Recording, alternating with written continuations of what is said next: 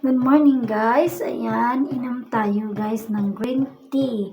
Ang ginawa kong green tea guys ay herbal na sambong. Dahon ng sambong. Ayan guys. Ayan. Ang sarap niyan guys. Kaya instead na maggatas ay ito na lang muna sa ngayon guys. Dahil ang ganda ng resulta pag nakainom kami nito guys. Pinapawisan talaga kami ng sobra at masarap siya guys, kaya na-maintain na namin to ilang araw na laging ganito.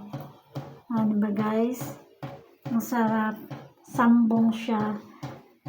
Ito ang lagi namin ininom tuwing umaga. Diba guys, dahil alam nyo na maraming maitutulong ito sa guys. Ayan, sarap-sarap. May tanim kasi kami dyan sa harapan. Kaya, dyan lang kami kumukuha ng dahon. At ginawa namin tea. Diba guys? Yun lang guys. Ang mga umiinom nito ay pwede mag-comment sa comment section. Diba guys? Share ng ating mga kung naka-experience kayo uminom nito. Masarap, diba? Yun lang guys. Have a great day.